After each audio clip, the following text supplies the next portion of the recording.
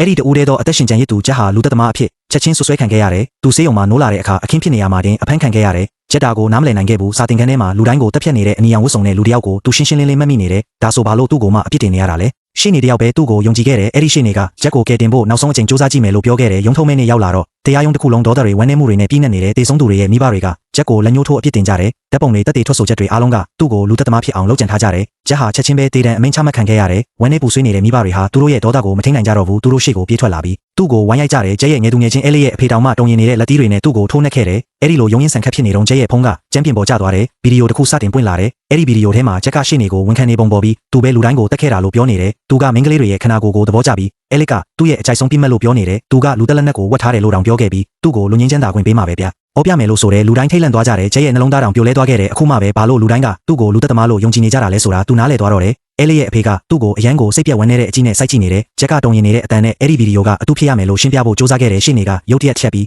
အဲ့ဒီဗီဒီယိုကတိတ်တဆိတ်အတန်သွင်းထားတာဖြစ်ကြောင်းနဲ့သူဂျက်ကိုဆက်ပြီးကာကွယ်မပေးနိုင်တော့ဘူးလို့ပြောလိုက်တယ်တစ်ခုပြီးတစ်ခုအရာအားလုံးကထောင်ချောက်တစ်ခုလိုဖြစ်နေတယ်ဂျက်ဘယ်တော့မှမသိခဲ့တဲ့ထောင်ချောက်တစ်ခုပေါ့ဒေတန်ကြအချင်းသားတယောက်အနေနဲ့ဂျက်ကိုပုဂ္ဂလိကပိုင်းအချင်းထောင်တစ်ခုကိုပို့လိုက်တယ်အဲ့ဒီအချင်းထောင်ကကဘာလက်ခီးသွားတွေလာရောက်လေပတ်တဲ့နေရာတစ်ခုလည်းဖြစ်နေတယ်ဒီမှာတော့ဒေတန်ကြအချင်းသားတွေကချက်ချင်းမသေးကြရဘူးသူတို့ကလာရောက်လေပတ်သူတွေကိုဖျော်ဖြေဖို့ပြပွဲတွေလုပ်ကြရတဲ့အဆောင်ဘိုကစီကန်းတွေကိုရှင်းပြတယ်သူကမေးစရာရှိလားလို့မေးတယ်အချင်းသားတယောက်ကသူမရဲ့ရင်သားအရွယ်အစားအကြောင်းမေးလိုက်တဲ့တခန်းလုံးရေမောသွားကြပေမဲ့အဆောင်ကတော့မရေခဲ့ဘူးအသက်ကြီးတဲ့အချင်းသားတယောက်ကဂျက်ကိုမတော်တဆတိုင်းမိသွားတယ်သူကသူ့ပစ္စည်းတွေကိုကူကောက်ပေးဖို့အလျင်မြန်စူးစမ်းခဲ့တယ်အဆောင်ကသူခိုးယူထားတာတွေကိုချက်ချင်းပြန်ပေးဖို့တောင်းဆိုလိုက်တယ်အဲ့ဒီလူကစကားတွေထင်ငေါ်သွားတယ်လူတိုင်းတောင်းခဲသွားကြတယ်ဘာလို့လဲဆိုတော့ဒီမှာတော့တေချင်းတရားကဘယ်ချိန်မဆိုရောက်လာနိုင်လို့ပဲနောက်ပိုင်းမှာအဆောင်ကထောင်ပိုင်စီသွားတဲ့ပို့တော့ဂျက်အရန်ထိတ်လန့်သွားရတယ်ထောင်ပိုင်ကသူ့ရဲ့ရှေ့နေဟောင်းဖြစ်နေလို့ပဲအရာအားလုံးကရုတ်တရက်အတိတ်ပဲရှိသွားပေမဲ့အချိန်နှောင်းသွားခဲ့ပါပြီဂျက်ကအသက်ရှင်ဖို့စူးစမ်းခဲ့ပေမဲ့တစ္ဆာဖောက်ခံရမှုရဲ့ဒဏ်ရာကသူ့ရဲ့စိတ်ဓာတ်ကိုရိုက်ချိုးလိုက်တယ်သူကသူ့ဘာသာသူတိုးတိုးလေးရေရွတ်နေမိတယ်အဲ့ဒီတုန်းကသာငါတည်သွားခဲ့ရင်ကောင်းမှာပဲလို့အဲ့ဒီအချိန်မှာပဲစံပင်ဖြူဖြူနဲ့အီမီဆိုတဲ့မိန်းကလေးတယောက်ပေါ်လာတယ်သူမကဂျက်ကိုတက်ဖို့လာတာလို့ပြောပေမဲ့သူမရဲ့တကယ်ရီမန်းချက်ကသူ့ကိုတေချင်စိတ်ပြောက်အောင်လုပ်ဖို့ပါထူးဆန်းတာကသူမကဂျက်ကိုနှစ်ပေါင်